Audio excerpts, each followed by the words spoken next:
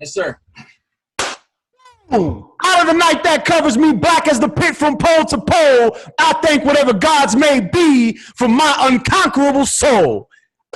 This brother hit me up, and it's just funny because it keeps happening where the brothers that I have on are brothers that I haven't seen or spoken to in years and years, and I haven't seen this brother in a few years. This is the line brother of a previous guest, and I'm definitely glad to have you on the show, my brother. It's a pleasure seeing you. I'm looking forward to catching up and building with you about your life and just about anything that may be on your mind and giving you the platform to tell your story to the world, bro. So please, my good brother, introduce yourself. What is your name? What chapter are you from? And what semester did you cross? Yes, sir. Man, it's a pleasure to be on here. It's a pleasure. So my name is Jeffery Frimpong.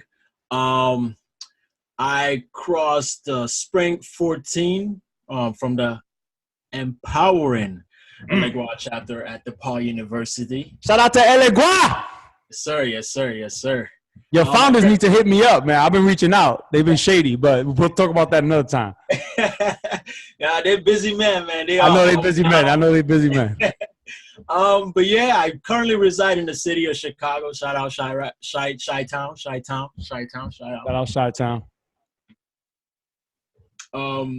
Was there any more questions? Oh, okay, I got you. Oh no, I thought you were gonna set yourself up for an intro. So not a year. So my brother, currently residing in the Chi. Met this brother a couple years ago when he was online. Met him online after he crossed. Successful process.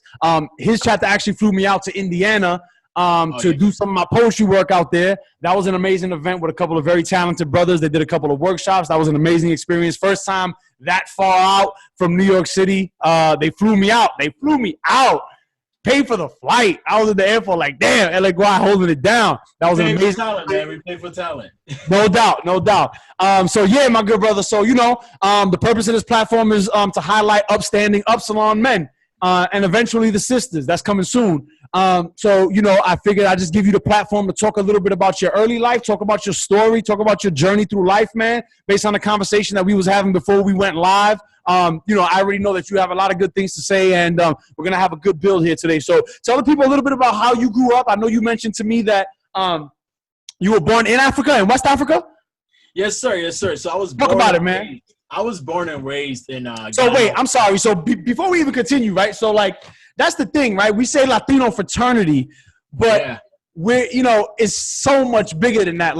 I mean, now at this point, I know the founding fathers, that was an all Latino kind of cast of members, but the way we've been able to expand beyond just the title of Latino and have different brothers from all different walks of life from all over the world come through and provide experiences and perspectives, that in itself is a blessing. So talk a little bit about your experience coming from West Africa, bro. What country?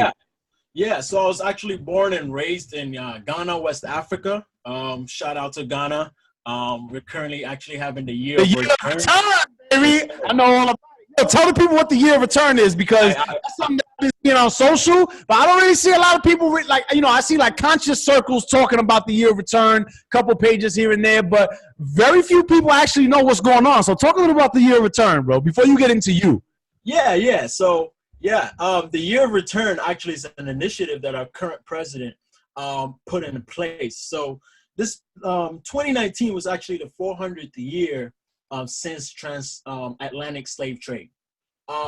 So the country, specifically Ghana, West Africa, was one of the first places where the first slaves were put on the boat to head to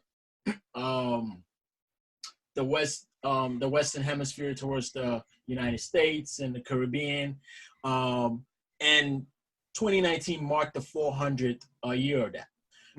So to commemorate that and to kind of pay respects to that, what the president initiated and what the country is initiating is that people in the Black diaspora, so you didn't necessarily have to phenotypically look Black to be a part of this movement, was that people in the Black diaspora that share experiences of not really knowing where home really is, right?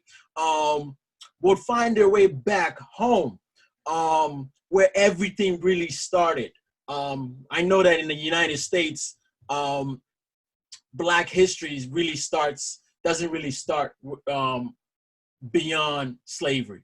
What that means is that they don't talk about Mansa Musa, who was like the richest man on earth at the time, which happened to be an African man. They don't talk about universities and inventions that many people on the continent of Africa brought up.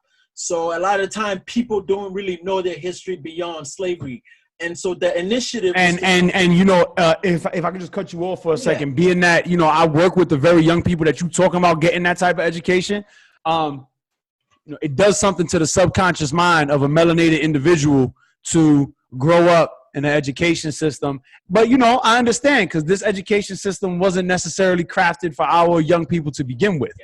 But on a subconscious level, it does something to the mind of a young melanated person to have their first education about their own people in an abject state of being.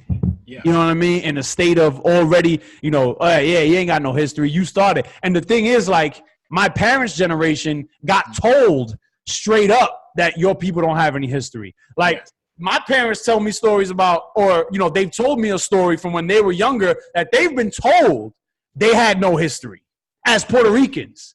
You know, crazy. So I could imagine, you know, our Black and our African brothers and sisters being told the same thing. I don't necessarily see that happen that much these days, because you do have a certain level of consciousness among both teachers and young people. Young people are far more conscious than I was or than my parents was when I was their age, because they got the internet. They can Google it.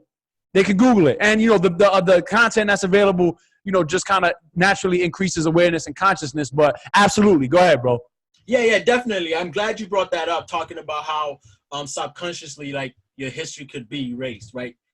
Going back to the educators and who's really teaching you, the books that you have in the classrooms that the teachers. I remember talking to some of my little sisters were like, yeah, my teachers definitely skimmed over this part of history. I didn't really learn Black history till I got to college. And I learned about African civilization. And I was actually grew up on the continent. So. Right. So going back to the idea of returning home, ultimately it was the idea that you would come back home, and when you got back home to the continent of Africa, with you, like you said today, a lot more people are conscious due to the age of the internet. I know when I first got to the United States, there was this reputation of the continent of Africa being very primitive and things of that nature. And today you could see a development of certain countries on that continent. And Ghana happened to be one of the countries that is quickly developing as we speak. And so personally, I get excited when I see my fellow melanated brothers and sisters taking the trip.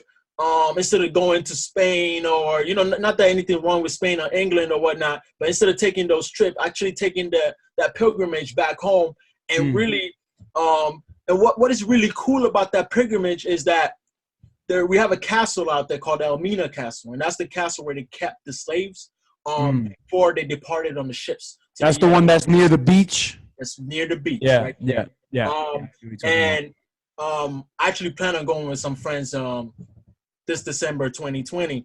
And that experience, I would tell anybody that goes to the country of Ghana to go and experience that. And it's a life-changing experience. It really is. To really know where your ancestors come from. And another reason why I get really excited is that it opens the door to really, for us, again, the melanated brothers and sisters that are excited about knowing where they really come from and their history beyond slavery, to really start to invest on the continent of Africa. When I say invest, I'm talking about taking your talents out there and exploring it. I'm talking about real estate investments. I'm talking about people technology. There you go, technology. That's becoming a big thing, right?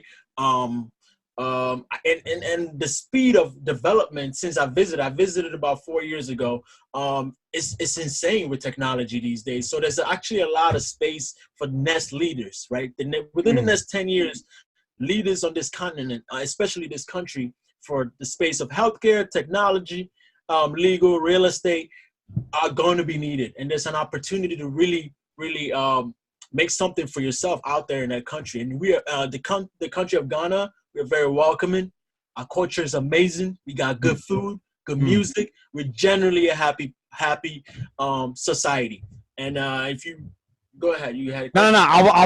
I was just gonna ask that. I had heard something either earlier today or yesterday talking about the year of return. Is there any validity to the fact that if you go, like, if you're a melanated individual and you go back to Ghana with paperwork that proves your genealogy back to the enslaved peoples from West Africa hundreds of years ago, that the government there will give you free land?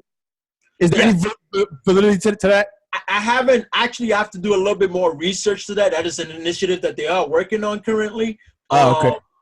They are currently working on. However, they are giving out citizenship to people that are from these from the diaspora. So if you were to come back and you wanted to get a dual citizenship from either the U.S. or Jamaica or wherever that you may come from, you'd be able to get that citizenship. But I will have to do a little bit more research on it. And again, there's a big initiative to make sure that the world is changing, Just yesterday, World War III was the trending topic, right?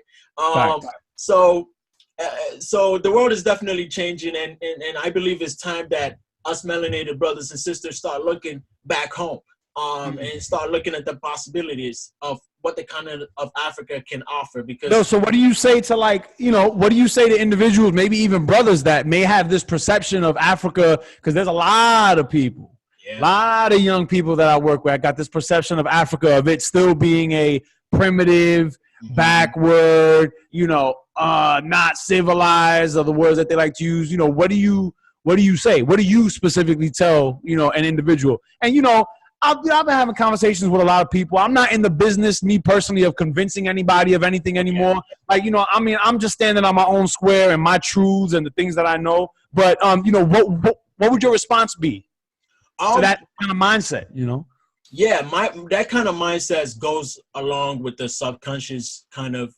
programming that you've talked about many times in your program, of how they are trying to really take away the validity of the continent being so rich.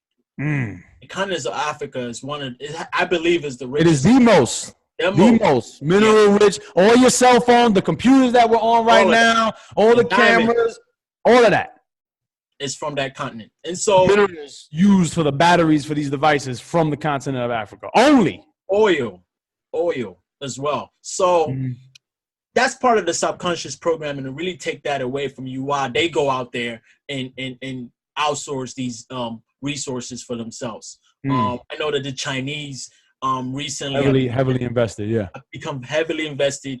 And so if the Chinese are doing it, why can't we?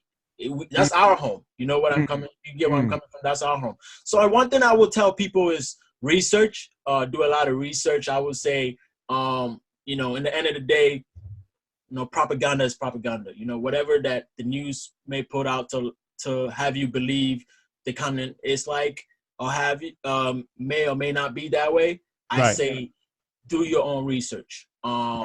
If you find a specific country that you are very interested in researching, there's a ton of beautiful places on the continent, a ton of beautiful places. But I'm not going to sit here and say that the continent or even the part of West Africa is as developed as, the United States is, or as rich, but they're just like everywhere else in this world, there's definitely, rich parts and, poor parts.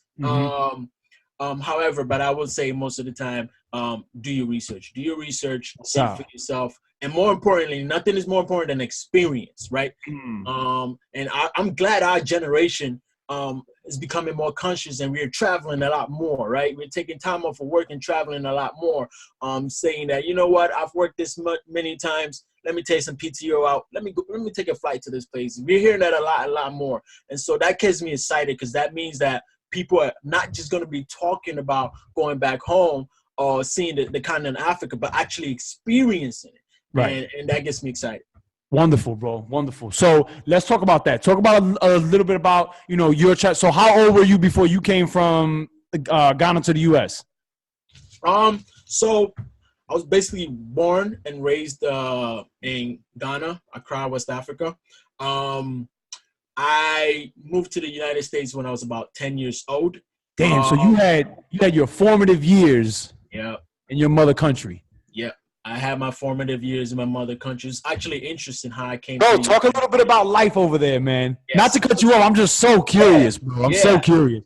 Life over there was, I'm not gonna sugarcoat anything out here. No doubt, no doubt. Keep it all real. Life over there at the time, which is what the early 1990s, late 1990s to the early 2000s was difficult. My family, we didn't have money per se. We didn't have generational wealth per se. Mm-hmm. So life out there was difficult. But at the same time, it was fun in a sense where, I didn't really notice this till I came back. I came to the United States and then went back. And one thing I noticed was, I like to call it freedom.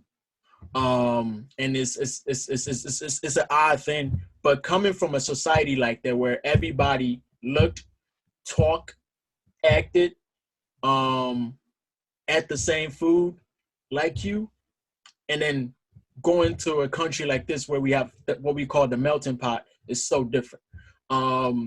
And so growing up, I never felt like an outcast, I guess, in spaces because everybody looked, talked, like me. And because of having that one homogeneous culture, I would say life experience was richer. I don't know if that makes sense, but life experience was definitely richer. We didn't have all the money in the world, but we were happy. We were happy because we knew how to celebrate our holidays. We were culturally invested. Culturally invested, right? And that's crazy because, like, I had who was it I was having a conversation with? I think it was Jorge, and we were talking about culture being lost over time, especially when one comes here. You know what I mean? It's just diluted over time, and it turns into something different. But that's what that made me think of. Continue, bro. Yeah. So we were culturally invested. So I know that over here, a lot more people are individualistic, and you can be put in a cycle of working 24/7 almost, and just losing a part of your culture. And we didn't really have that over there. We knew that on Saturdays and Sundays ain't nobody working. Nobody was working on. I didn't even know people worked Saturdays and Sundays till I moved out here. It really is not a thing to work on the weekends out there. Culturally, it's not, especially Sundays. So we didn't really have that economic drive like it is out here in the United States. And so, again, we were not the richest guys, richest family out there, but we survived. We did what we had to do to survive. I remember my mom's a nurse, so she worked graveyard shifts. My dad was a businessman. He did what he had to do. And then actually my dad moved here to the United States first when I was about 7 years old. And he moved here to ultimately work and send money back home. Because he knew that there was more opportunity here, or more. Yo, do you remember how you felt when he left? Did you know that it was for like the greater good, or was a part of you like, yo, what the fuck is going on? Maybe both, maybe none. I don't know. Yeah. So I was pretty young. All I remember at the time was, him sitting me down, and he never really sat me down. I think the family was talking about it. He'd always talked about he'd had dreams of being able to go to the United States. And he'd start the process of whatnot to become a student and receive a student visa to come over here to study. And while studying, he'd make a little bit of money and be able to bring it back. At the time, I was young, but I was also excited. I was excited because, the United States, when you're in the continent of Africa, is essentially, to a lot of people at that time, heaven. You know what I'm saying? There's economic prosperity. There's a lot of opportunities. If you wanted to wear those Jordans, you wanted to again, we didn't have social media back then. So what we'd see was what we saw from the TVs. okay, and missionaries. We had white missionaries that will come. I remember I was at the school that I was at was connected to Peace Corps, and that's my first experience with white people actually growing up. That's actually another interesting segment. My first experience with white people. We've seen white people on TVs. We knew that they had big tall buildings in the United States. Right. But I never really had experience with one till school, and they'll come and they'll teach us. And I remember not really being able to understand the English that they were saying. We were a British colony. We are a British colony. So obviously, I don't know if you can hear a bit of an accent, but it's, we spoke the British English and not the American. So another experience, vague experience that I have is not really understanding what these people were saying. Though they were speaking English, it was just like, you never really understood what they were saying, but they were from the United States. They had education, and they taught us what United States was at. They tried to teach us health at the time. They tried to teach us history. Ironically, they never mentioned anything about life outside of, I guess, whiteness in America. And so that was also very, very interesting. We knew there were African Americans here, but we never really knew other than the realm of entertainment, which is. Let me ask you this, bro. Let me ask you this. Now that you mentioned, African American, right? Is there a because I know for the Puerto Rican diaspora, many Puerto Ricans in the diaspora that have never even been to Puerto Rico will wave that flag and, blast that music and eat that food as though we were from the island. You know what I'm saying? And there's a connection that the diaspora maintains with the island, even though, a lot of us have never even been to the island. Like myself, honestly, bro, I've been to Puerto Rico less than 5 times in my entire life. But I am a Puerto Rican through and through. Like, it's in my blood. I'm Boricua until the day I die. Yes, sir. So, is there a differentiation among African natives currently between Africans of the mainland and then African Americans, or like Africans that may have, the African diaspora in the UK or the African diaspora in France and things of that nature? Is there a differentiation? Do Africans of the mainland, and, I'm generalizing, I don't mean to generalize, but, natives in African countries, do they look down upon natives, members of the African American diaspora, whatever the case may be? From your perspective, through your experience, what is the relationship there?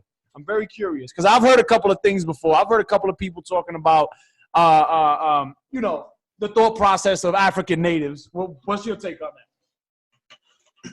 So I'm going to give you my take from a historical perspective to what it currently is right now. Yeah. I think it's a bunch of different perspectives, but from the perspective of a native African, which I'm going to speak from that perspective. Okay. Yeah. I can't speak from the perspective of the other melanated brothers and sisters on the. Let me ask you this before you dive in. Are you an African American? I will actually answer that question with this answer. Okay. So I would say years ago, when you had in the 80s and the 90s, and you had the first wave of native Africans moving into the United States. Okay. That was 80s, 90s? 80s, 90s. Not even the 70s. Okay. I would say maybe 70s, 80s, but biggest wave I would say that would be the 80s and the 90s. Mm-hmm.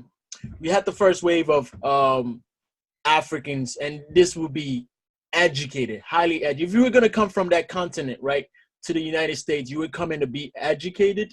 You would come in because of a scholarship. You would come in because you were a doctor, an engineer that the U.S. needed as a resource. Okay, that's what makes America great, right? It takes a talent from everywhere in the country and then blends it to make them great. So at that time, the elites of Africa were the ones coming to the United States, and when they first got here, there was definitely a divide between the native Africans and the African Americans that were here. The reason for that divide was for various reasons. One of the reasons of the divide was one word is ignorance, right?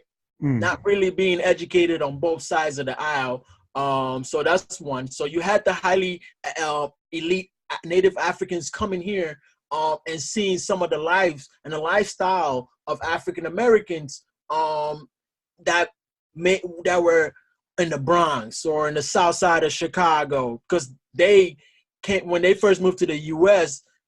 They also lived in these neighborhoods as well. They went to the hoods, right? No doubt. Exactly. And it's still, bro, the Bronx right now, like Bronx, yeah, used to be heavily Latino. It's like I see, bro. I got a lot of like, especially Muslim Africans, Togo, Cote d'Ivoire, everywhere, bro. All of that. So that you see right there, you're unpacking that history. So when they first came in and they saw their lifestyle, Native Africans saw the African Americans as they started eating into the propaganda of the system of what, and not really taking notice of why African Americans were systematically the way that they were.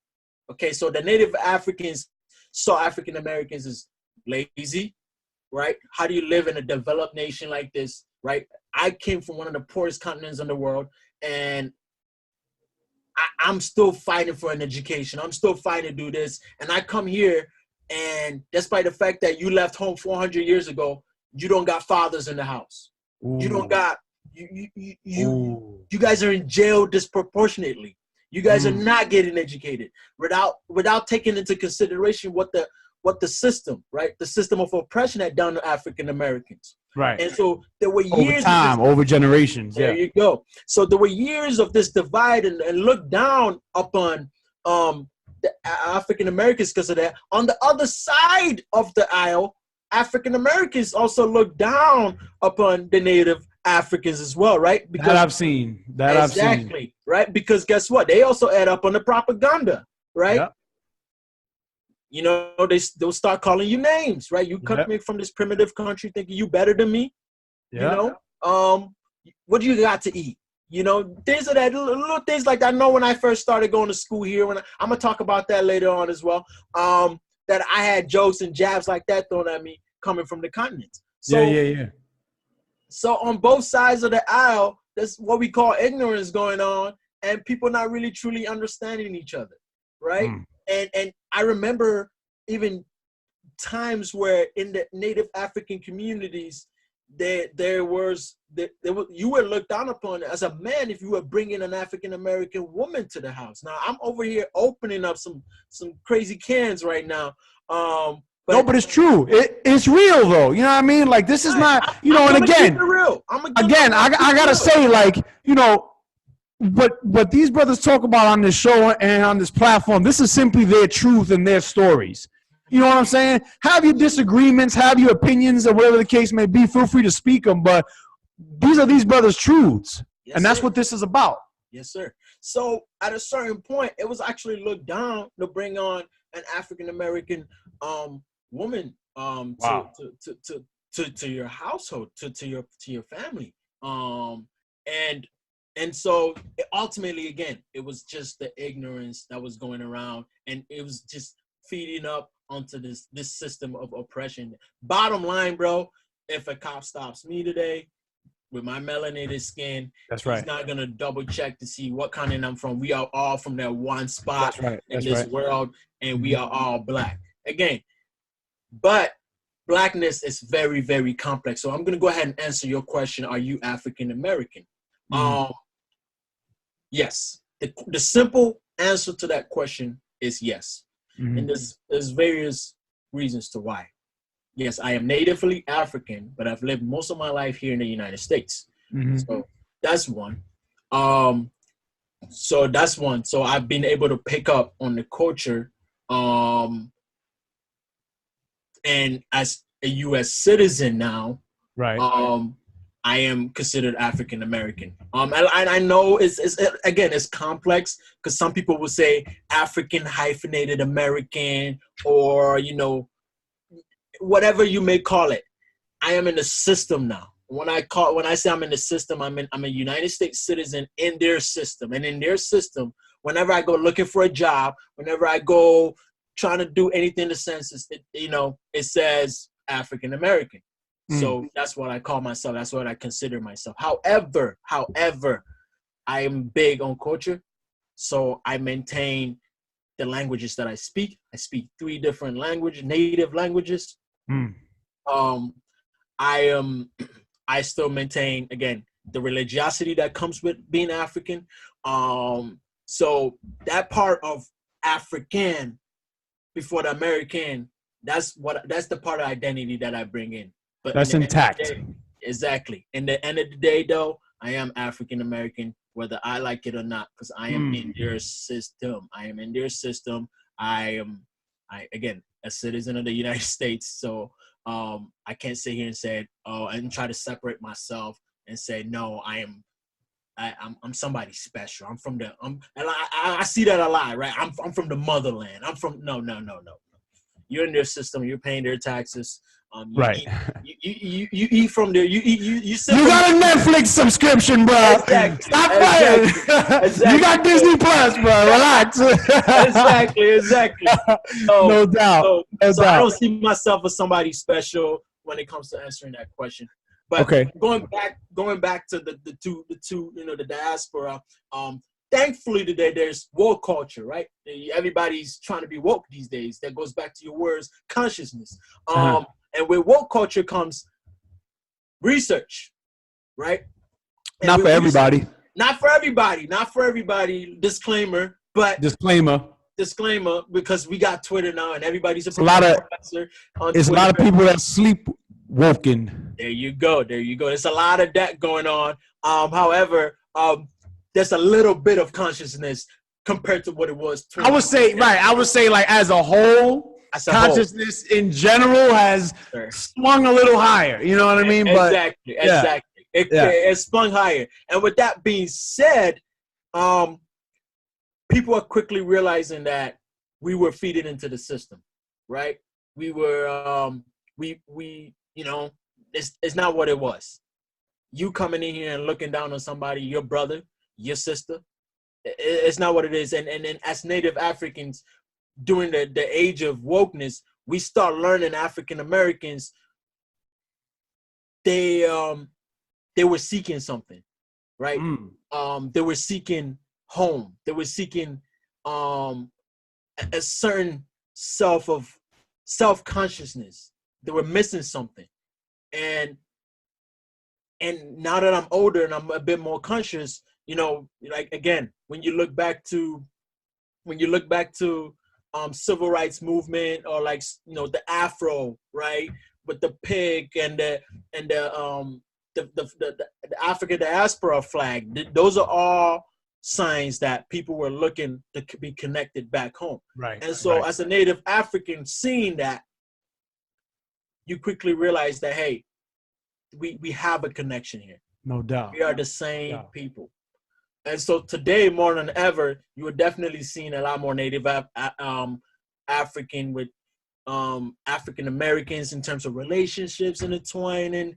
Our cultures are now mixing. There's, in terms of even entertainment, music, Afrobeats are now being mixed with hip hop and things of that nature. Davido. There you go. So with all of that happening and us seeing that we're more similar than different, I think that this definitely helped. And the Afrobeat, you mentioned Afrobeat, and that was just kind of crazy to me because I try to consume a lot of hip hop or like new hip hop and things like that. And it's crazy how like the trend of just the past couple of years. But the thing is, like, I've heard that Afrobeat is not new over there. No. Afrobeat is not new over there. That's just now coming over here, like on the major scale, So very interesting to me. Very interesting to me that what you say is true for sure. Yep. So again, Afrobeat has been there years. Has been, and I don't want to go too far deep into music and the diaspora and going into things like Santeria and how these are all drawn from the continent. But I will say that,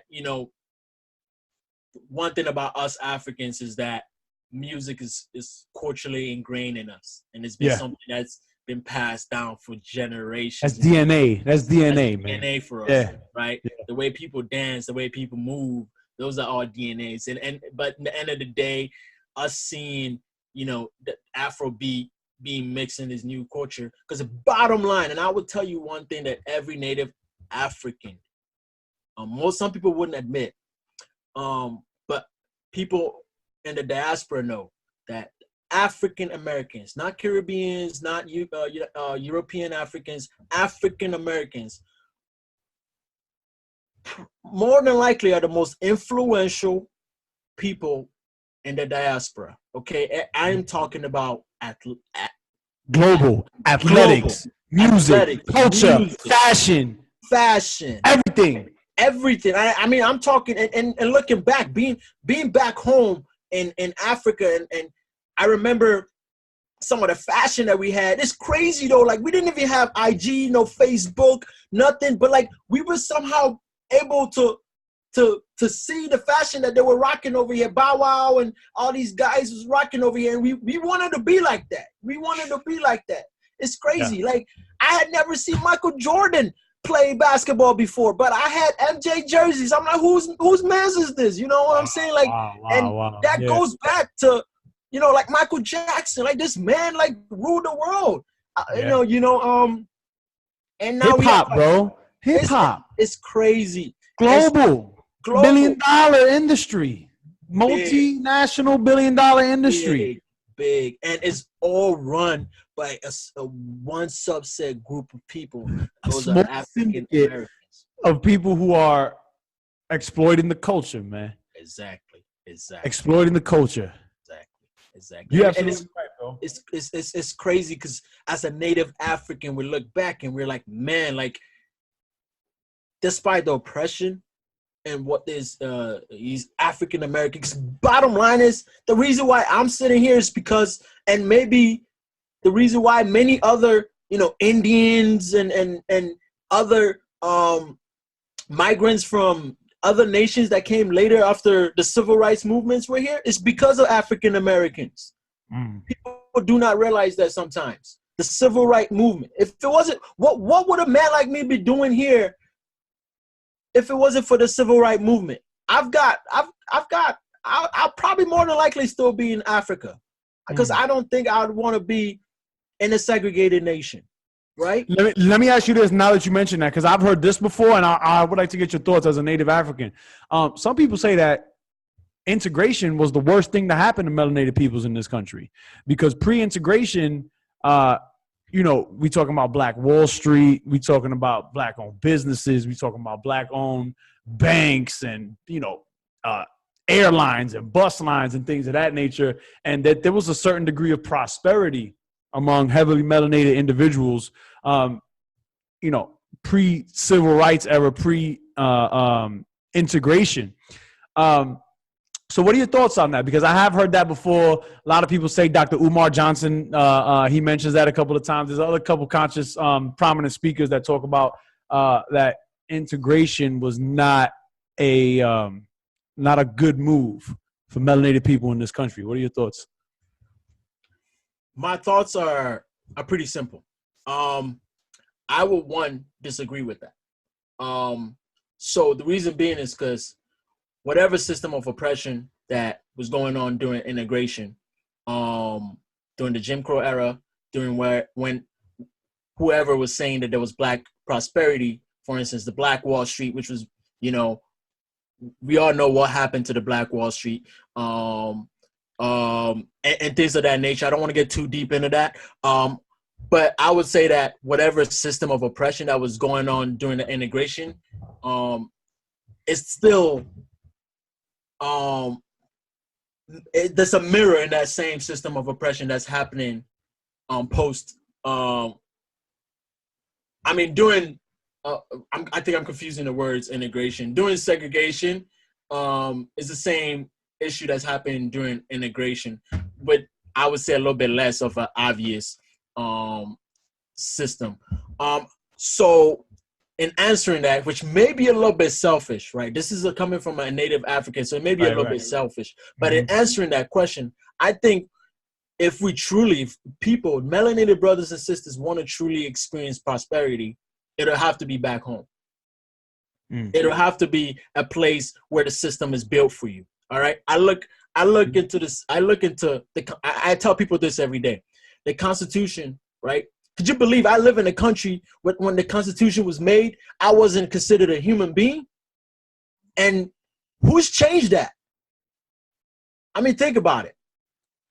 When this country was created, right, was built by the founding fathers, I wasn't considered a human being. And if you have paperwork that has shown me the change in that system for what, 300 years now, to have me included in that constitution, let me know.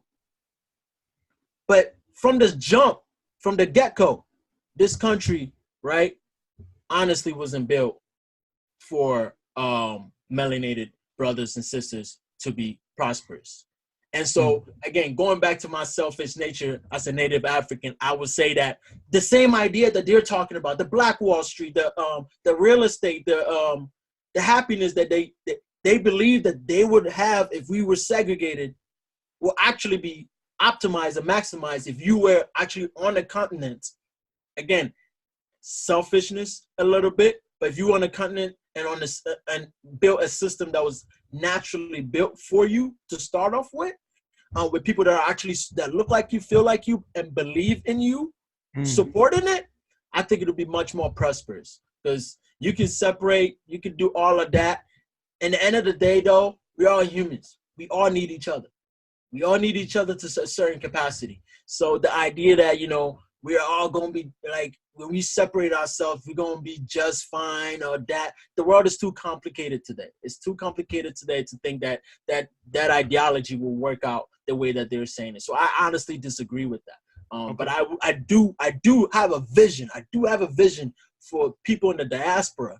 And one of those visions is, again, I talked to you about the world changing today. And that is back home, going back home, exploring, going back to your roots, exploring out there, and finding ways to build systems by you, for you. By you, again, by you, for you. Because again, we live in this country, you Puerto Rican, me, African American, and we go back to the Constitution, we go back to founding fathers and how they built this nation, the system of capitalism or whatnot, or what they built this nation around, and how it doesn't include us. It never it didn't include us, and still doesn't really include us today. So that's definitely my answer when it comes to that. I got you. So let's go back to you, bro. Talk to us a little bit about, so you're in Ghana. You're having these conversations with your father. He sits you down, tells you what it is. It's like a dream for him. What was the transition like? Like what? So what was it? You was there a couple more years, and your mother said, "All right, it's time for us to go." So my father was here, working, and those were important years. Whereas as a boy growing up without the father, it's very tricky. Right? So I lost a decent piece of building a relationship with my father at the time, where it still affects me today.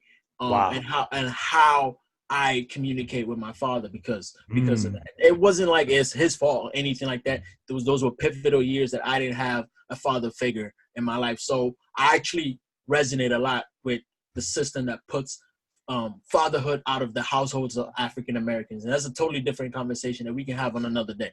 No doubt. But within missing those pivotal years of a father figure back home, it was challenging. I stopped going to school at a certain point. It's just going down a wrong path. And my father grew increasingly, I would say, frustrated because he had to make a decision, right? He could go back home and stay with his family, or actually, technically, stay in the United States and start a new family. So these are challenges that I now realize my mother actually faced, being in a long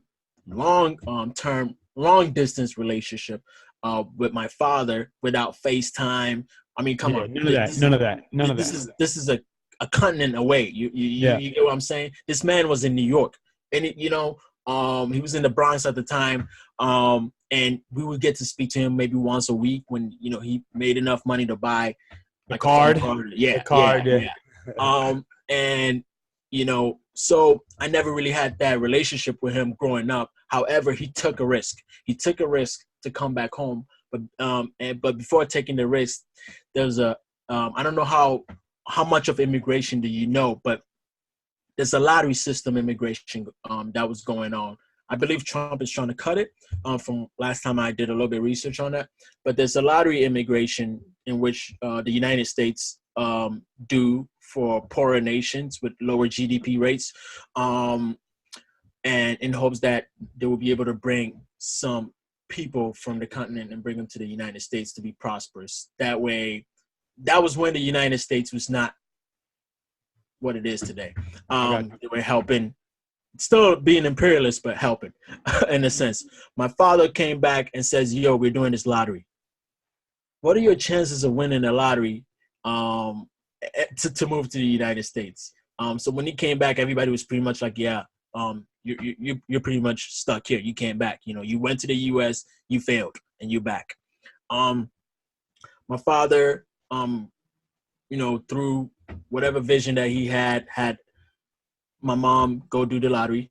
And about 6 months later, my mom comes back and was like, yo, we won. Wow. I was young, but when I heard that news, it was big. It was big for me because, you know, at the time, again, we didn't have Instagram, you didn't have Facebook, so you wouldn't really know what the United States is like. But you knew that it was a place of, again, the land of opportunities, right? I would eat better, I would live better, and so there was excitement growing up. And how many of it was you, bro? You and how many siblings? So I've got two younger sisters.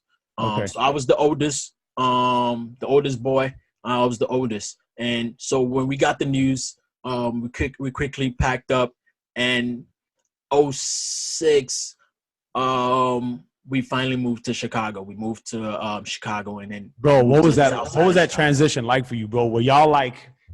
I mean, I don't even know, bro. Chicago, yeah. Like that's a whole nother world. Like I've never been to Chicago, but I know it's city. So, you know, you coming from there to Chicago, like what was going through your head, man? And were you scared? You were scared? Are you the oldest? Yeah, you. I'm the oldest. You're the oldest, right? So what? Like, what was that like? Were you your siblings? You know? Honestly, I would say I was not scared. I was more of a naive. I was naive about the whole situation. Again, I don't want to make Africa at the time seem too kind of like gross tech or whatnot, but it was tough living there. And so when you were given the opportunity to get out of there, you don't really think much of it. But like, damn, I'm happy. I'm happy that I'm favored. Again, we won a lottery to come here, so I'm happy that I'm favored to come here and make something out of my life. You know, because out there, man, it's rough. It's rough. I can't really paint a picture of how rough it is. It's something you have to experience on that continent at the time. You literally have to go through it to understand how rough it is. So being on the plane, coming down here, all I have a memory of is pretty much from the airport and then driving past downtown. So Chicago, this is I'm gonna try to explain Chicago as visually as I can. So imagine this line being Chicago, okay? The middle is downtown, which is the equivalent of Manhattan, what you'd have it in New York. And then we have the north side here, and this will be the south side. So downtown, north, south, and then there's the west, okay? All right. When you're coming from the airport, you're coming from the north. Okay. So we came from the north, past downtown, and I remember seeing the beautiful buildings. It was awesome, you know, passed by the Sears Tower. And I'm like, yo, I'm about to live in here. I'm in my head, I'm thinking penthouse, you know, pictures that I done seen. My dad was sending pictures when he was in the US. So I remember seeing the lake. It was beautiful. So I'm thinking, you know, but then the car kept moving farther south. So we going farther south. The farther south you got, the less greener the grass has got. Okay. So I'm about 10, 11 at the time. So we keep going farther south. The buildings don't look as good. And the thing about Chicago is, I believe, because I visited many cities, I believe will have to be one of the most segregated cities in the U.S. In a very Is it just like blatant? Is it just right it's very there, like blatant. very blatant, blatantly It's segregated? out there. It's I've out heard there. that before. I've heard that before about Chicago too. That it's like really, there's It's a out clear there, man. line. There's a clear line. The line is way too clear, and it's not just clear within the line; it's clear within the system, and that's what makes it scary. In the city of Chicago. So I'm gonna get back to that segregation word that I just said. So we finally get back to where we are. My father had a brother that had like a 2-bedroom apartment out south. So we finally get there. Not the nicest looking place, but it's whatever. And we move in with them. And I remember being really excited to go to school because like I hadn't been to school in like months prior to that, so I'm excited to receive education, and I got here in the middle of ending of September, so people had started school already, and I remember first day of school.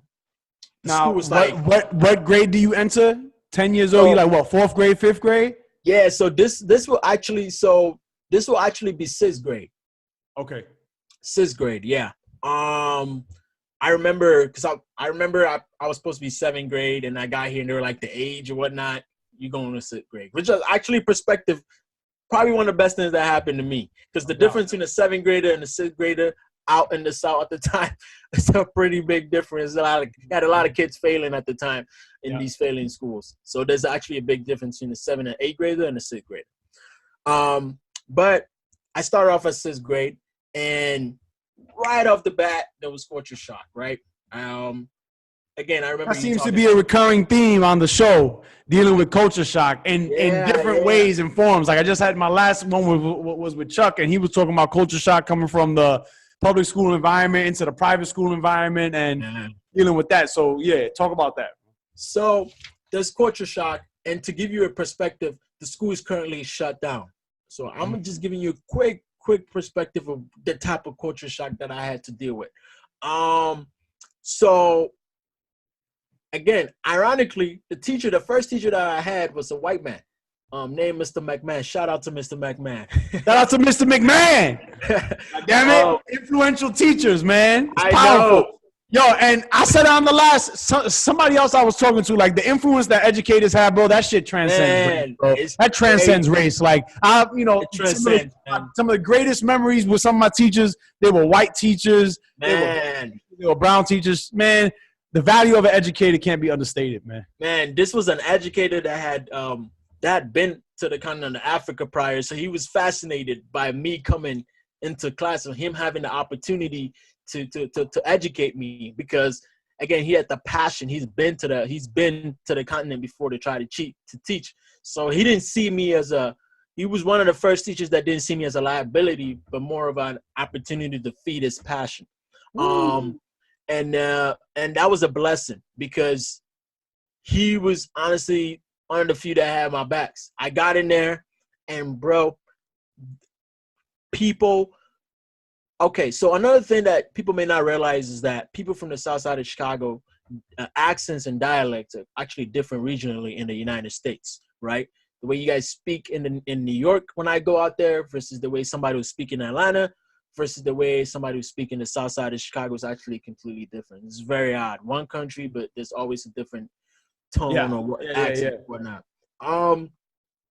Because a lot of people have migrated from Mississippi to the south side of Chicago during the Great Migration. Again, another segue that I don't want to get into right now. And that played a role into the accent that I came to meet. And it just wasn't English to me, bro. It just wasn't English to me. It was too fast. What did he say? Bro, the jargon was too much. I honestly, bro, it took me 2-3 months for me to start catching up. I spoke English, but bro, it was a lot. So making friends was tough. But were you instantly recognizable as like? Oh yeah, just do it from here, like. Oh yeah. I was instantly recognized as the African kid, right? The kid that was down. the kid that was down from the continent. Again, I had my fair share of jokes being told to me. No doubt. And that's just growing up, you know. So I had my fair share of jokes being told to me. I had my fair share of just sheer difficulty in trying to just adjust to a new world, a new culture, just being thrown into that world. And then going back to the word segregation that I brought up in the city of Chicago. So I lived in the South Side for about 2 years in the city of Chicago. And during that time, other than seeing that teacher that I talked about, Mr. McMahon, I hadn't really seen anybody of a different race other than melanated people. Not even Mexicans or Hispanic or Puerto Ricans. Out there, it's just Black people. There was no mix of, you know. So the years that I was there, I remember one time it took me a while. I was like, bro, like, I'm in the US, I don't even see white people. Like, you know, like, right. Like I see them on TV, but like, if you live in that world in the South, you're just not gonna see white people. They don't come down there, like, you know. And so that was actually quite interesting, that dynamic, because the way Chicago is set up, again, I told you it's a straight line. The north, the south, and it's the west. The west is where Hispanics, the Mexicans are. Okay. And then the south is for the Blacks, and the most of the people from the Caucasus Islands will be on the north side of Chicago. The Caucasoids, yeah. So with that being said, you could literally live in the side of the city and not interact or talk or visualize or see anybody of a different race. You can work there, you could go to school there. Right. It's the same. And so that right there is crazy. But at a young age, I started picking up on the system, right? Because I had friends that at a young age would be like, yo, why isn't this guy in school in school today? And literally, it's either a family member had been shot, or I remember one of our classmates was actually gunned down, you know? So you remember that in your mind vividly? I remember that vividly. Even at that young age, like, you know, I just remember the memory of people being sad, just sadness. But, you know, also there was a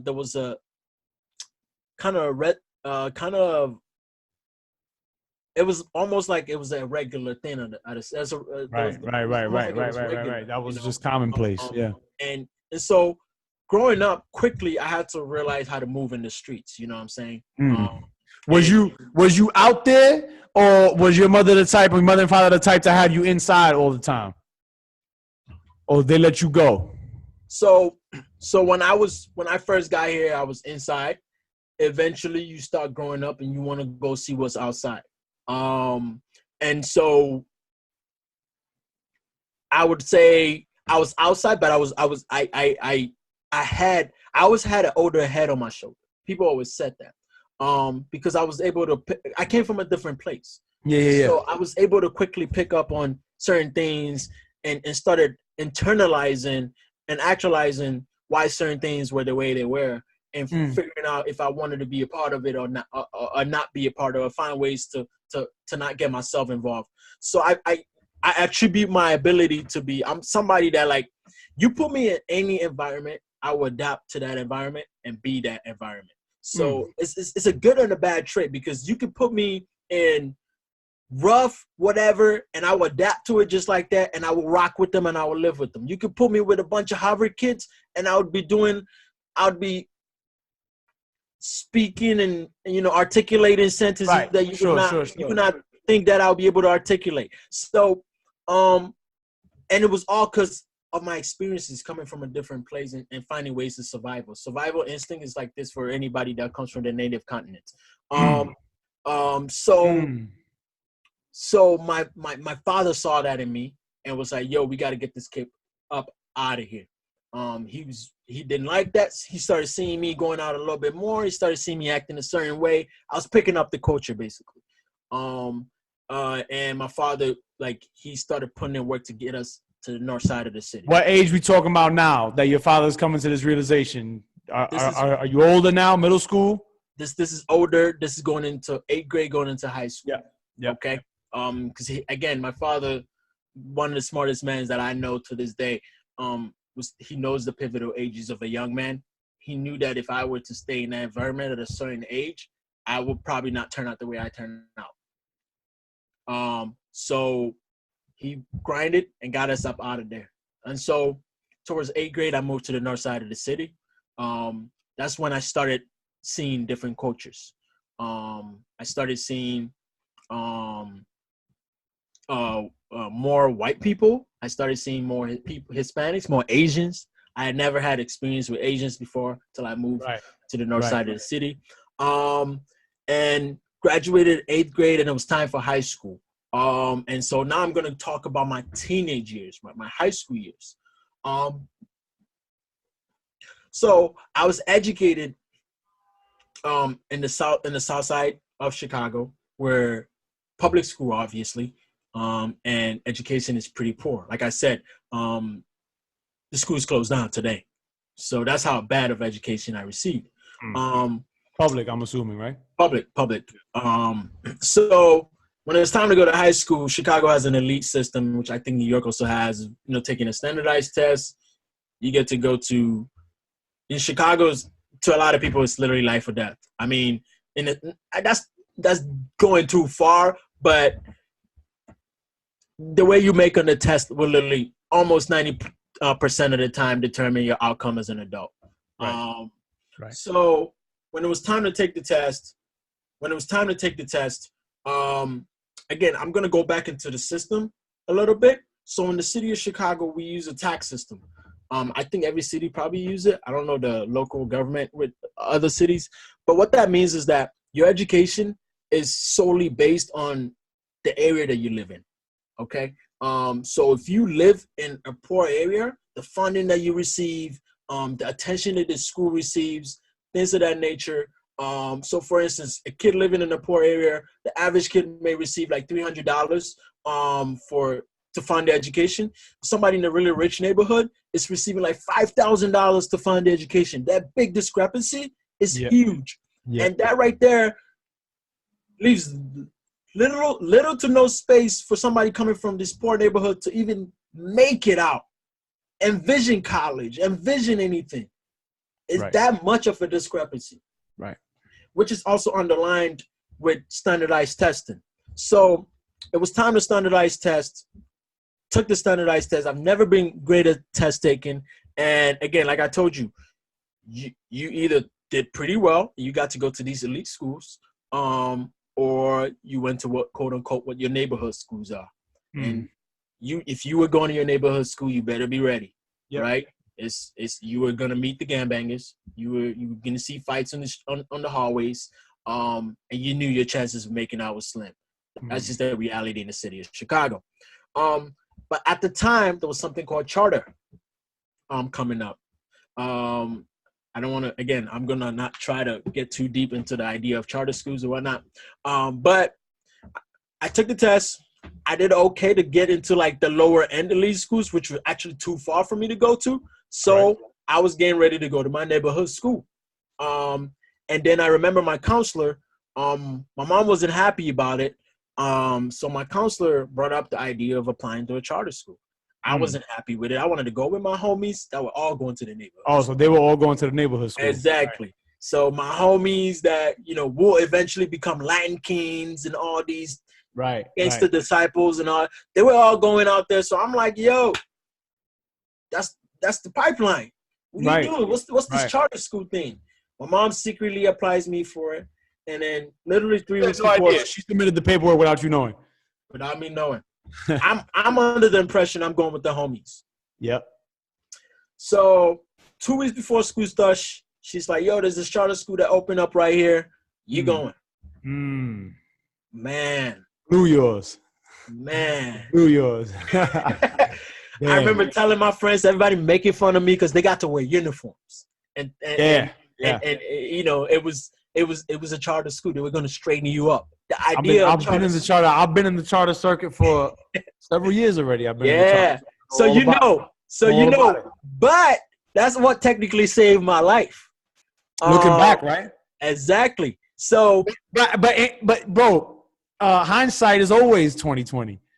Always. You don't know it in the moment. You wanted to go where your boys was at. You don't know it in the moment. You know, there's a lot of shit I didn't know in the moment, bro. Looking back on it, I could see, oh, this led to that and this led to that, but you don't know. You don't know. In hindsight, bro, I'm like, that literally saved me, because I look at all the guys that went to that neighborhood school and what they're doing and where they're at right now, and I look at where I am right now, and I'm like, wow. So you had gone to the charter school. You're in uniform at this point. This is high school, right? It's a high school. I'm in uniform. High school. And then again, I remember I told you that you put me in any environment, I will adapt to that environment and basically be that environment. So the charter school was a little bit militant. We had uniforms, and they had emphasis on doing good in school. That was my first time where there was an emphasis and pride in doing good in school. In the South, if you was doing good in school, you were lame. You was a fucking square. He was a fucking square. Yo, but you know what's crazy, right? Like that whole concept, right? Like, I mean, but that's also changing, though. I feel like that's becoming a little archaic. The fact that, you know, intelligence equals you being a square, like that's moving along. No, be smart is the new cool, man. Be smart is the new cool. Nerd culture is, you know, glamorized. You know what I mean? Nerd and dork and all this kind of thing. But you know, but yeah, what a concept, right? To have youth shun intelligence and the ability to reason and use intellect and things like that. Crazy, bro. Man, so it was the first place where, you know, I figured that if I'm gonna be in school, why not be good at it, right? If I'm gonna take the time, and another reason why I wanted to do good in school at the time is mainly to shut my parents up, right? If I did good in school and I brought in straight A's, they wasn't telling you nothing. They wouldn't tell me anything. And you know that, man, it's crazy because I see it so much, especially like in conversations that I have with two different groups of people. One is Uber drivers, and then one is the parents of my students, especially immigrant Uber drivers and then immigrant parents to my students. The thing that's emphasized is the education, bro. Oh yeah. Number one. That's number one. No, again, I told you already, I'm here on the lottery, right? Remember I told you that story? Yep. So I personally believe this. I have a divine purpose here, right? Personally, it's a personal thing. Because if you run the numbers as to how the chances of me being here, it's crazy. So a lot of the time people question my decision making and what I do. And I'm but like, you know the path that you're on, though. You know the path that you must walk. So, like, you know, but I also have a lot of empathy for those that have a lot of pressure from parents and family and things like that. Like, I get it, but you know the path you're on. At a certain point, you gotta stand on your own as a man. Exactly. So again, they had strong emphasis on education. But I never really showed growing up. I never really showed that I was a smart kid. Because I was never really told that. And you know, I was the first. I'm the first of three of two younger siblings, so I knew I had to set an example as well. So when I got to high school, man, I changed completely my freshman year. I mean, I came out with like a 4.0. I was killing it. And then the city of Chicago. So there's one of the top universities, named the University of Chicago, would pick 70 scholars, right, from the whole city. They will pick gifted kids from their freshman year and try to school them throughout their collegiate years. And this is the city doing it? This is an initiative from the city? Initiative from the city to try to equalize, you know, education somehow. Right. But it not necessarily try to equalize education in hindsight. It was honestly trying to pick talent and raise talent to get investment back. And I'll talk about that later. So a bunch of kids will apply freshman year. And shout out to anybody that is a University of Chicago collegiate scholar. And if you're not and you're a freshman looking to check if, you know, looking for opportunities, I will highly recommend that you apply to the University of Chicago Collegiate Scholars Program. It's awesome. But going back, I didn't think anything of it. I didn't think I'll get the program because they were picking, again, they were very selective, like cream of the crop kind of thing. Yeah.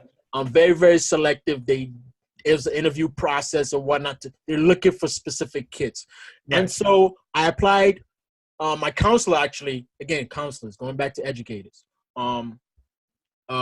Counselor actually saw me and was like, yo, I want you to apply to this. I didn't think much of it. I was like, nah, like that's for the nerds. Like University of Chicago, like that's the Harvard of the Midwest. You know what I'm saying? So how am I gonna get up? Like I got no chance. She forces me. I put an application. And you saying you had no chance even with the 4.0 GPA? Even with the 4.0. That was your mindset. Again, the applications is looking for gifted kids. These kids are on a different level. I never thought I'd be on that level with these kids. You know, these are gifted. We have, and you know, just like New York has like Steinman's or whatever top schools that you guys have, we have our own right here, and those are the kids that I'm thinking they're looking for. Right. You know, so whatever I apply, I go through the interview process and I get it, and it's crazy. And I'm one of the top like gifted. You know, now at this point, do you and your parents know how big of a deal this was? My parents knew. And I only ask because like I know my parents' reaction when I got accepted into school, so I could imagine like, you know, the happiness that would accompany, you know, you being accepted into something like this.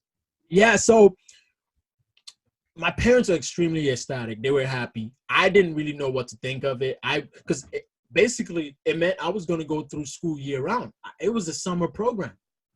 And so I wasn't too excited about that whole process, to be honest, because my summer's my time to chill with the homies. So I get started with this program and throughout high school. And again, like I said, I wasn't going to have no summers because I spent my summers being trained by professors, world-renowned professors, by the way. In economics, I was at the University of Chicago School of Business as a high schooler. I was learning medicine, and the best thing that I got from there was the colleagues that I got from there, the other gifted kids, the kids that are currently in Harvard or doctors. And you keep in contact with them? I still do. Some of my closest and best friends actually came from that program. That's what's up. And so that was network. And again, that took me. So it was almost like you were in this charter school, but at the same time, you were gifted enough to be with these kids in the top schools, in the top schools, because you know, and they would share their experiences in being in these top schools, and I was able to bang with them in classrooms, you know, whether we were doing algebra, calculus, or whatever. So it was pretty awesome experience. I enjoyed it. Dope. And then it came time senior year to go to college. Again, immigrant. But now at this point, because you were awarded that certification or like that certification freshman year, you was guaranteed to go to college? No. Well, okay. my chances of going to college were higher because the program was a prestigious program. Got you. Okay. So what it told colleges was that this kid was picked as one of the smartest kids in the city of Chicago. Right. I got you. Okay. Yeah. But it wasn't guaranteed. But I knew that I mean, everybody's going to college. I mean, I had kids going to Harvard, Penn, UPenn, NYU, my classmates in the program. So I knew that I was going to go to college. You know, it wasn't an option not to go. It wasn't an option, Yeah. So when senior year happened, I started the application process, but there was one thing about me. I vowed to never pay for school because I had gone to school year round. And so I was like, if I'm going to go to college, I am not paying a penny for this thing. I don't care where I got to go. Where'd you get the consciousness from that from? Because for me, and then for, you know, either the other brothers that have been on the show or so many of us in high school, at least, you know, where we come from, the assumption is we're going to have to pay something or get a loan. So where did your consciousness of I'm going to go to college, but I'm not going to pay from it, where did that come from? Was that a seed planted by an adult, or was that just you know, hustling and grinding and knowing what you wanted your finances to be, or where did that come from? That was me and my hustle at the time. In the sense that I had always envisioned myself doing something past college on the collegiate level. Like I had always envisioned that I would go past my bachelor's degree, and luckily for me, I had counselors that talked about debt and how that can stop that vision. And also, again, I said I went to school year round, and I saw myself as a gifted, talented kid, and in the NBA. Oh, I mean, like in college, right? When the NCAA, they don't. These kids don't pay to be picked, right? When they get picked, they get full scholarship to go show their talents, and then eventually go into the NBA. I had the same concept. I was like, if you go pick me, you're gonna pay for my talent for me to come to your school. You get. So I had that mentality. Yeah, and that's a high. That's also connected to a high sense of self-worth and self-value, which a lot of us don't have. I didn't necessarily have that high of a sense of self. You know, I knew I was fly and intelligent, but you know, on that level, I wasn't leaving high school with that. Yeah, it took me a while to develop that. You know. No, yeah. For me, it was more like my work. You know. Yeah. I put in work year round. I had no I legit had no summers. I was doing it, you know, either in classes or internships and for me to do all of that and then go to college and pay for that, I saw that as just true BS, and I wasn't going for it. So that's the first thing I told my counselor is if I have to pay for it, I'm not going there. That's the first words I talked to the counselor. The counselor was like, "What? Like everybody's paying for school?" I'm like, "Ma'am, you're not listening to me. If I have to pay, I will not be there." Because again, I had the same concept of the NBA players. I know it sounds a little bit like, you know, a little bit condescending or whatnot, but like that's just the mentality that I had. Yeah, no doubt. I'm being told that I had this talent. Why not pay for me to come through? So the council was like, all right, well, there's this posse program. Posse, man. I know. I had a conversation with Howard about Posse, man. Posse, man. I did Posse, man. Shout out to Posse, man. That's making good things available to people who wouldn't, you know, otherwise have the opportunity. It's rigorous. Like, I didn't make the cut, but definitely a rigorous program. But like, yeah, shout out to the Posse Foundation program. Again, if you're applying to college, take a look at that program. Yeah, for sure. For sure. So the counselor brings it up, and at the time, most of my classmates was like, "Nah, I ain't gonna get it," and things of that nature. I was like, "Listen, if they're gonna pay, if it's full, and I'm gonna go to school for free, sign me up, and I'm gonna get it." So I signed up for the program. From day one, I was telling people like, "I got it." Like, I don't like doing things where I know I can't complete or know I can't get. Ironically, I'm very good with rejections, but if I'm gonna do something and I know that it's what I want, more than likely I'm getting it. No doubt. More than likely I'm getting it. That's just the mentality that I've always had. Again, going back to the idea of the lottery, being favored, I always believe in that. So I go throughout this process, rigorous process, of course, nothing easy. I had, you know, tough. I had like times where it looked like it wasn't going to happen, but I wasn't going to not let that happen. So went through the process, and then the end of the first semester of senior year, I heard that I got it, and it was a smooth sailing to the end of senior year for me for that. And so thankfully for that, shout out to my posse from the PA. I was able to get it. And is Howard a part of your posse? Yes. Oh, shit. All my line brothers are part of my How funny, bro. How funny is that? That's crazy, bro. So, yeah. So we all knew. We've known each other for years before. That's powerful, man. That's powerful, bro. That's our what's bond up. is different. Yeah, we've known each other. Yeah, no doubt. I could imagine. Yeah, we've known each other for a long time. So, and the thing about posse is that it gets you guys together since senior year of high school before going into college. Yeah. And so I guess that's my road to the collegiate experience. I got you. So your approach was a little different. You sailed through on academics. Like, you was always academically strong. And, you know, that's also another very valid yet very different experience than some of the other brothers I've had on the show. Not to say they weren't academically strong, but you were set almost from the beginning of high school. You knew that you was on a certain path. So now you get to college. You get to Indiana. Not far from Chicago, right? No, about 3-4 hours away from Chicago. It is a red state, I would have to mention. So what a red state is, it's a Republican state. It's very conservative. They have old school views of everything, including people that look, feel like me and you. So that was another culture shock when I got there. I kind of felt it when I went over there because, like I said, that was the first time I had really been that far out. Like, I got a lot of family in Ohio, specifically Cleveland, but Cleveland is predominantly Puerto Rican and black.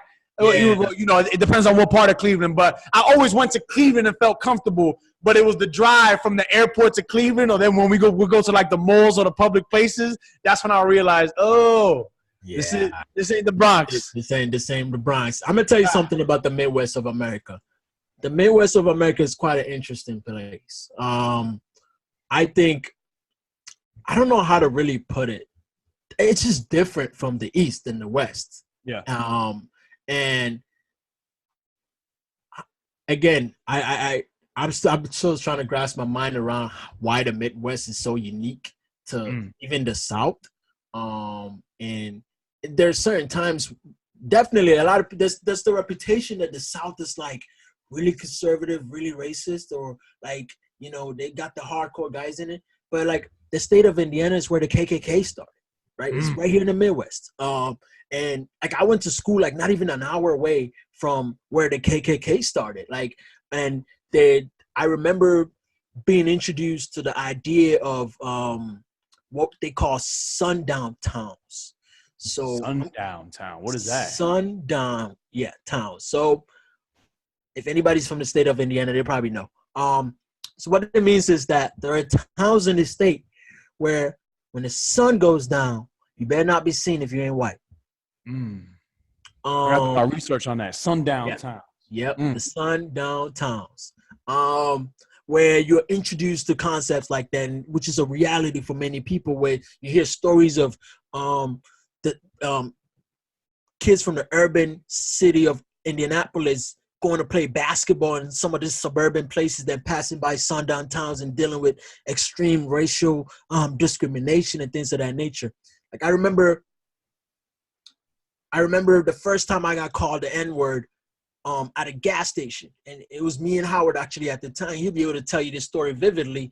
We were at a gas station just grabbing some candy or whatnot, and a guy just got very belligerent towards us, and he was with his wife, and he says something along the line like, you know, I might have treated you this way, but at least I didn't call you the N-word. And by saying the N-word, this is a redneck type dude, and you know, and I just remember Howard at the time was very angry about this situation. He was very conscious about his blackness, and he wanted to, and I had to calm him down at the time, knowing that the way we looked, if authorities were to come into play, no doubt, who was going to lose in that situation? No doubt, yeah.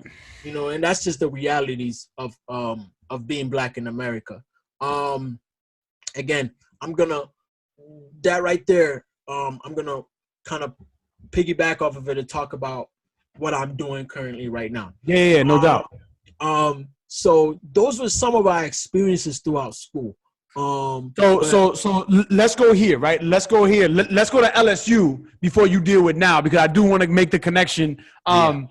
Especially as, you know, there's certain chapters that I just fuck with. Like I just love, you know, there's a certain chapter that I just love. And listen, the reality is I haven't been exposed to the majority of the chapters, but I know, I've done my visits and everything like that. And Elegua, man, I just love y'all because man, shout out to your chapter as well. Uman is a very special chapter to us. It's been a very special chapter to us. The main reason being is because of the institution your school was in and the type of brothers it developed and brought out. Every single brother that I came in contact from your chapter was just, you guys are doing, man, I can't even, my chapter, we look at Iman and we're like, that's where we're trying to be, right? The lawyers that you guys have, the doctors that you guys are producing, the intellectual, the community changes that you guys are producing, man. I love that chapter with all my heart. I love Lehigh. I mean, I can't sit here and say I love Lehigh in the sense that like I went there, because I know your experiences will vary, but every time I visited Bethlehem, man, it was nothing but love. So I'm gonna give y'all a shout out for that. Love, bro. Shout out Uman. Shout out, man. Hold on. Let me shout out my chapter real quick. Hold on. I haven't shout out. Shout out to Felix. Oh yes, sir. Yes, sir. Kelvin. Mario. Old school. Ben. Armando. Oh my God. My line brother Chris. Kevin. Chris, man. I miss Chris, man. Listen, man. 11 dudes, you know what I mean? I got nothing but the purest love in my heart for the chapter. And we don't even see each other or talk all the time, but I told Chris somebody else, is always with us, man. listen, Oh, my man. God. I love it, bro. I love it. It's a beautiful thing. Shout out Umang, shout out Elegua. But no, yeah, that I was gonna say that you know, you have been talking about the experience that you and Howard had. And this comes full circle based on the beginning of our conversation. I think we were talking about off camera, but Yeah. you know, you and Howard both being very aware of your blackness. And then for you to come in and be like, yo, Latino fraternity, like, I'm down. Like, how, you know, what was your exposure to LSU? You know, what made you be down? And kind of just build on your LSU journey now in school. Yeah. So coming into college, my school is actually one of the highest, I would say, population for Greek life. If you did, I think it's on Google. If you did Wikipedia or whatnot, it's like a 70 to 80% of the students out there eventually go Greek.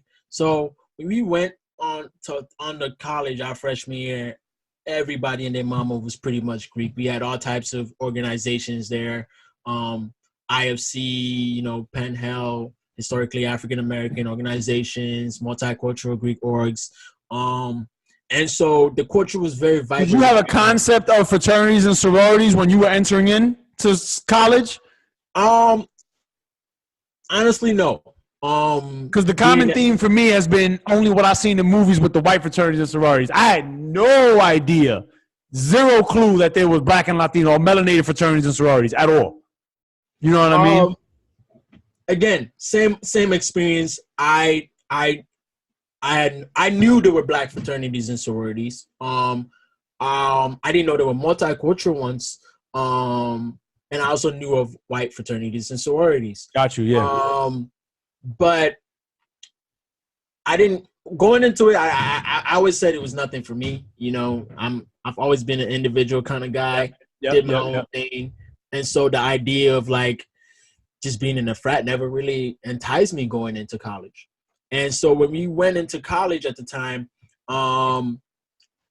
LSU was pretty big on that campus in the influential hemisphere, in a sense where the brothers were known on every corner of the campus for making change, you know. Shout out to your founders, man. Yeah, the founders came in. They came in running because they were founders. That's how usually founders are. Yep. So, and they opened the doors to us. Never really, you know, treated us different or anything of that nature early on, you know. So the doors were open to us. They were from the same city we were from. Do you remember your first interaction being like a party? Was it an interest meeting? Was it something like what was the first?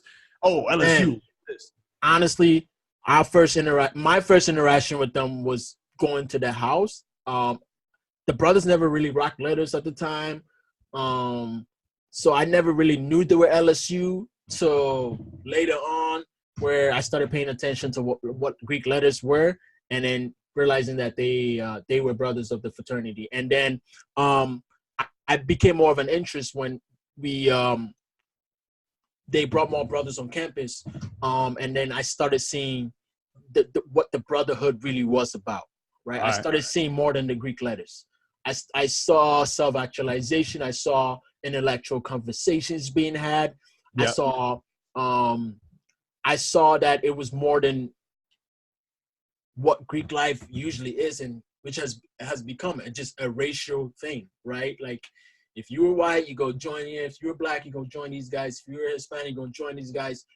That's how I saw it. But when LSU came around, it's more than that.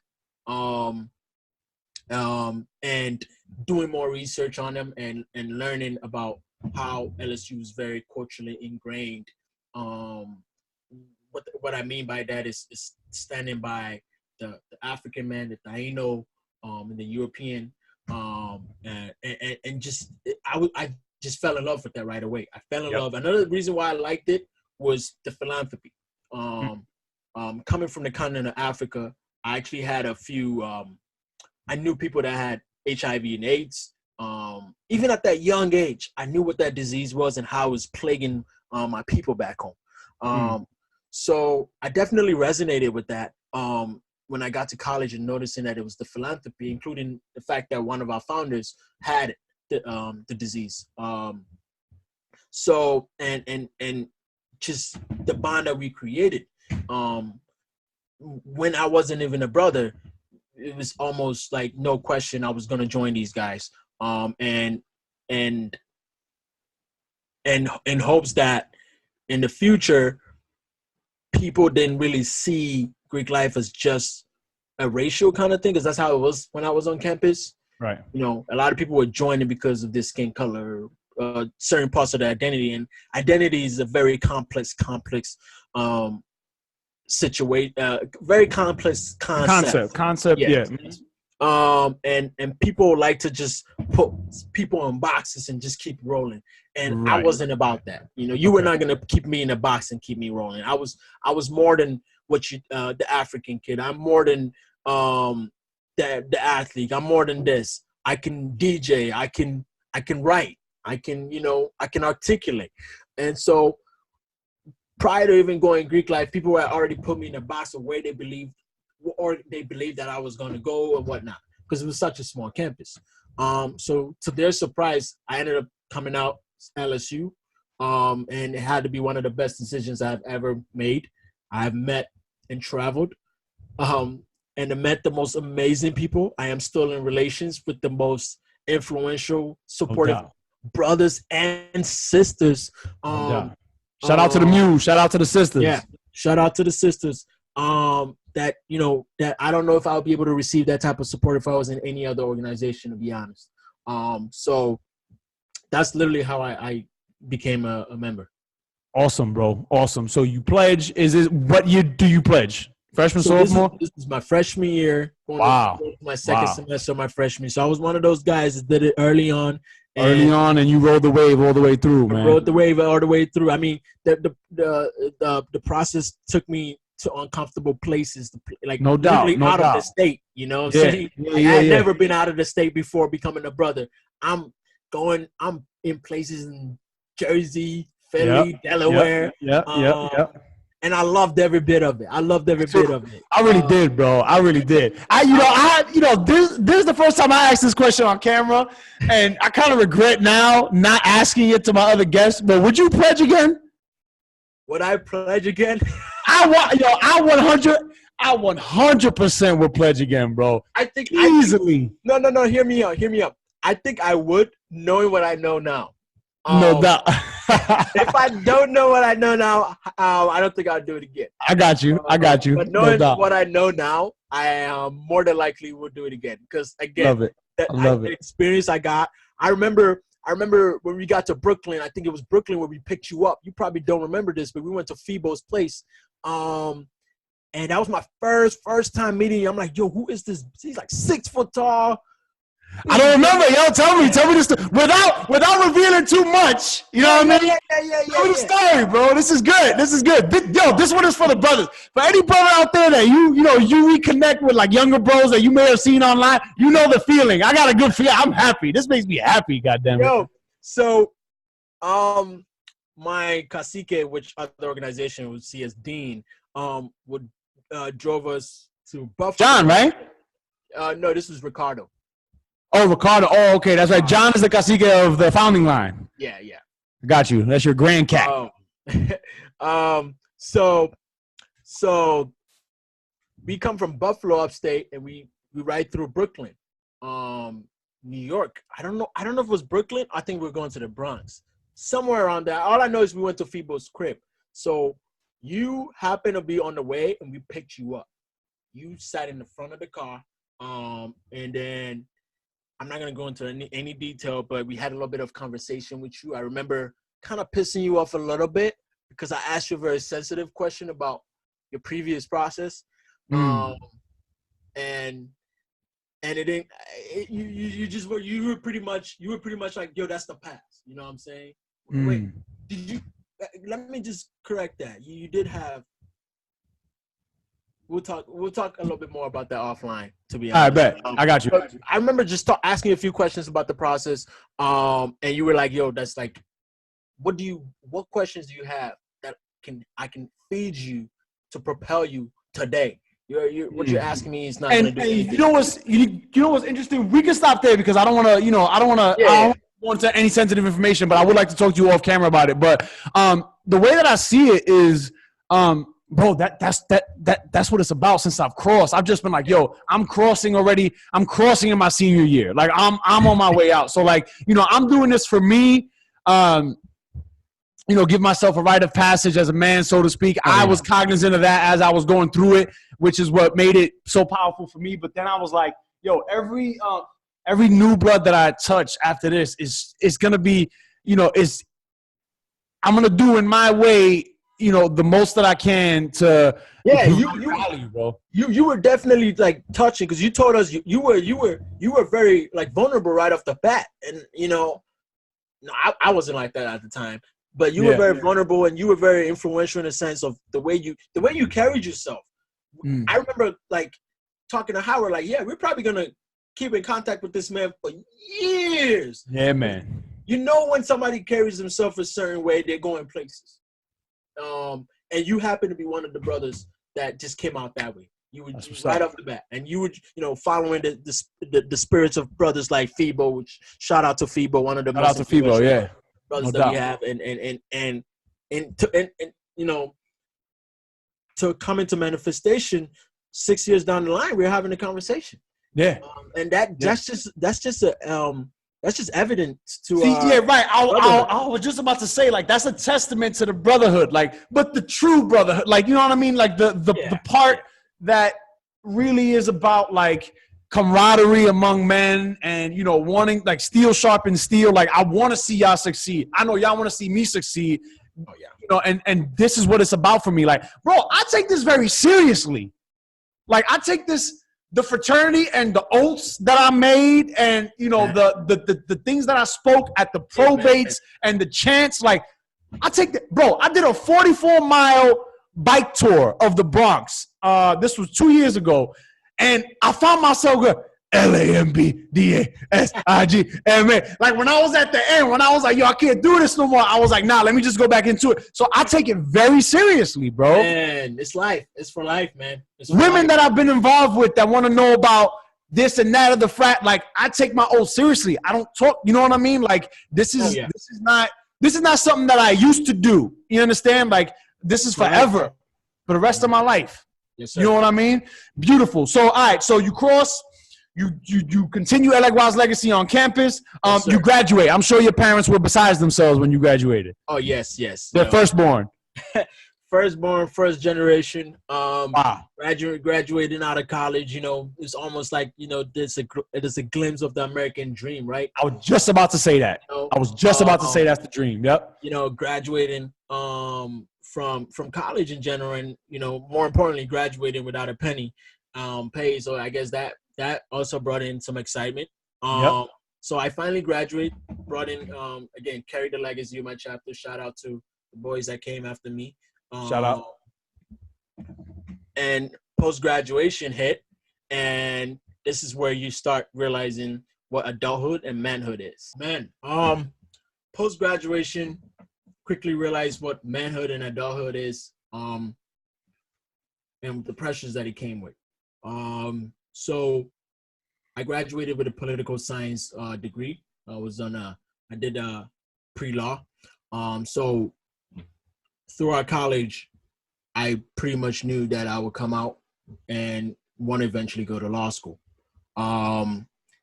Again, when I was in college, the idea of going to law school was it was like beyond my wildest dream in a sense, because people like me don't get into that realm, right? People that look like me. In fact, the law is putting people that look like me behind bars, not trying to defend people.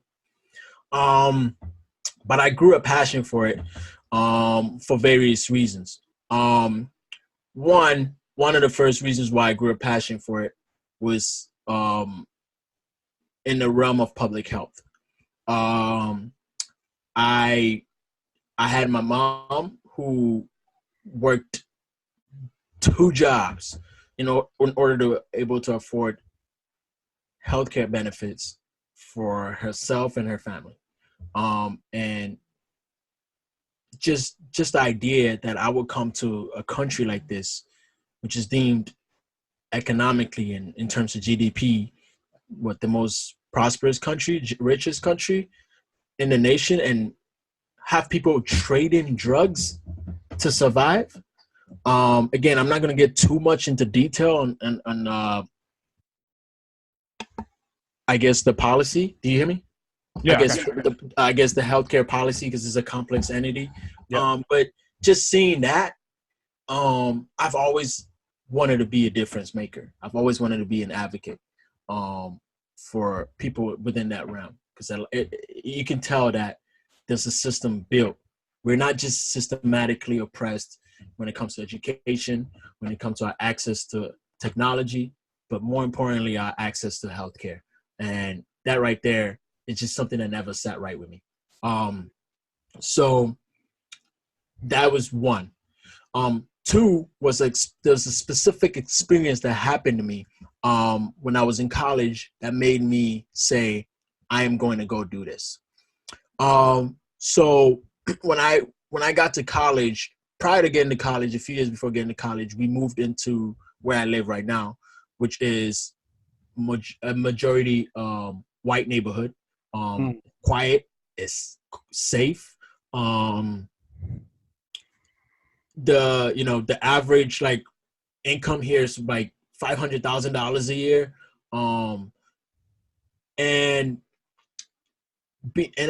Basically what I'm trying to get at is that we're the only black family that lives within maybe like a 3-mile radius around here. And not everybody was happy about it when we first moved here.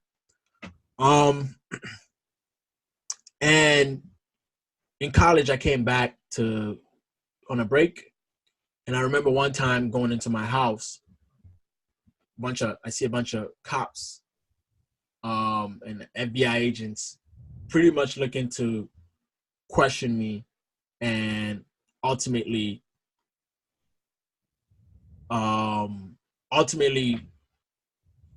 question if I lived in my own house, basically. As a man that's looking to get into his own house. And that experience, I don't want to get too much into detail with that experience because of what I plan on doing.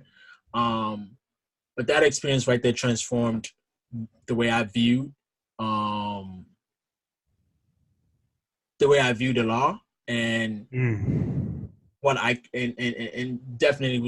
that was definitely the point where I said, if I don't do it, who's gonna do it? And I'm gonna go into the process of getting into law school as a black man later. But that was the part where I said, if I don't do it, who's gonna do it? And so with that being said, I graduate. I start working in corporate America, which is is good money. You feel like you're doing the right things. I work downtown of Chicago. I've never worked corporate. I hear that there's a particular culture, that there's a particular way of doing things in the corporate world. You know what I mean? Yes. Man, I could say so much about. Yeah, I know. That was just a thought that I had, because I got a couple of friends and even close brothers in the chapter and in the org that do the corporate thing, and I hear that it's a very particular culture that you gotta. It's a very particular culture. Game you gotta play. Man, it's a very particular culture, game, tradition. A lot of lingoing around, and it all goes around making sure a certain group of people are comfortable. That's the key. When you go when you do something out of the norm to make a certain group of people, again, you can just imagine a group of people that I'm talking about. You figure that out. But a certain group of people, the majority, in that space, you have to make sure that whenever you are working in that space, they are keyword comfortable. You do anything out of the norms that puts them in an uncomfortable situation, I promise you will be out quicker than Very interesting. Very interesting. So that's ultimately the best way I can wrap around what corporate America is in my experience. But it's quite an interesting. Got you. Okay, cool. So I get out of college, working corporate America, and making good money, but I still knew that I had to go in the end of the day, and that's going to law school. Because it's something I had told myself I would do. And again, I told you before that if I tell myself I'm going to do it, I don't care how long it takes. I don't care how hard it is. I'm going to do it. I'm going to get it. So I started my journey to go to law school about a year ago. And this journey has actually motivated me to, when I'm done with everything, to actually start a program. I wouldn't want to get into detail with that, but I will start a program that makes it easier for young men, melanated men, and men that look like you and me to be able to actually have access to this type of unique education. The legal world is a very conservative world, and I'm pretty sure your chapter brother will be. I haven't really watched this video, but he could attest to that. He broke it down. Okay. It's a very complex and conservative world, and not welcoming world for a lot of people that look like me and you. And with that being said, getting there, it's also not easy. And that is from an economic standpoint. Being first generation, and just for me, it was about just trying to find the help that I can get to try to really piece together what I can piece together to get it done. And it had to be one of the hardest things that I've ever been through. And that is not just preparing for the test for it, but writing the essays that involved and finding the scholarship help for it. I thought it was going to be like getting to, college as, undergrad. It was completely different. It cost a lot to really do this, and working full time and working towards it was challenging, to say the least.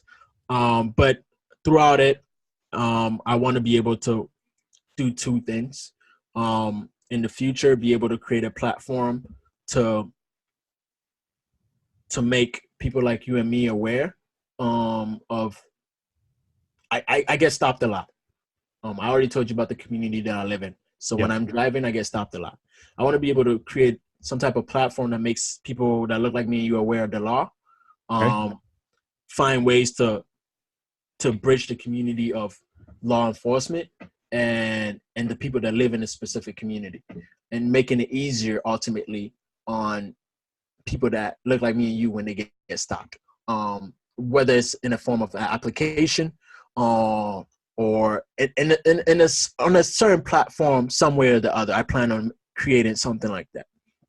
I also plan on creating, again, another platform that makes it easier for people that look like me and you to be able to go through a process like I just went through. Because again, I feel like if I go through something like that, and I'm privileged to, which hopefully I will be able to get into the schools that I want to get to, and I get there. Let me say this, bro. So when you say platform, do you mean a website? Do you mean like like actual physical literature that's available to young people? Do you mean like a show? What kind of, because let's get specific, because there's multiple mediums that you can do this. You know what I mean? So what's your vision?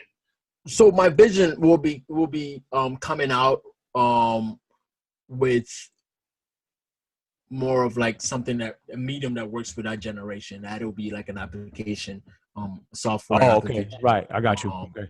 So that's the goal. So I'm currently in the works of that, looking for people that work within that realm and seeing how I can make that a possibility.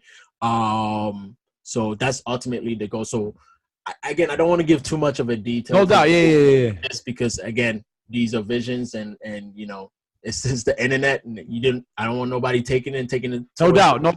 Keep it here, and you manifest it, and you know how that goes. But I'll be happy to talk more about my visions offline with you, because they're premature right now. And again, I have to be very careful about how I articulate. No doubt, of course. So right now you're in law school currently. No. No. I will be going to law school in the fall. Oh. I misunderstood what you said, that you had the idea a year ago. Yes. Or you committed to that idea a year ago. I committed to the idea a year ago. I got you. Yes. Misunderstood what you said. So where are you going to be going in the fall? I haven't made the decision yet. I'm still waiting on more letters and scholarships. Again, it's big money here. We're talking about. So I'm still waiting on that. And still decide if I want to stay in the Midwest or go down south or go back out east. I love the East Coast, but this is a decision that I have to make in the next coming months. Awesome, bro. Awesome, man. Listen, bro, this has been an epic build, bro. Let me tell you. Like this was new in a lot of ways because we get in the perspective of a native African in the organization now. And I just appreciate you, bro. I knew by the energy that you hit me up with that this was gonna be like a solid conversation. You know what I mean? Loved every bit of it, man. Like you definitely dropped gems, and you gave a perspective that I haven't had on the show before. So your input is valuable, you know. And as per tradition, you know, are there any words of wisdom or any last words that you would like to drop on the viewership? Maybe potential brothers, young, freshly crossed Neos that are watching this, or you know, interests in an interest meeting that this might be shown at a particular chapter, or even just the viewership at large that's not Greek. You know, any last kind of broad words of wisdom you want to give the people? Man, I think I was watching your previous one with Chuck. Shout out to Chuck. Shout out to Chuck. And he talked about the power of the mind a little bit. And I think I'm gonna go around that. This right here, man, is literally all you got. And your ability to manifest whatever you're thinking in here and control whatever you're thinking here literally determines your reality. No matter how big the wall that you got to climb, how tall the wall you got to climb looks like, it seems like, a lot of the time it's right here. You putting your mind to it, setting goals, and being disciplined about it is what's going to get you where you get to. Ultimately, me as an individual, I work with 3 principles only, just 3. That is discipline, work ethic, and integrity. That's it. You can call me whatever, you can tell me whatever, but if it involves my work, it got 3 principles to it. That when these principles are broken on whatever level, it doesn't work with me. And so that is what I always tell people. I work with discipline. That's one.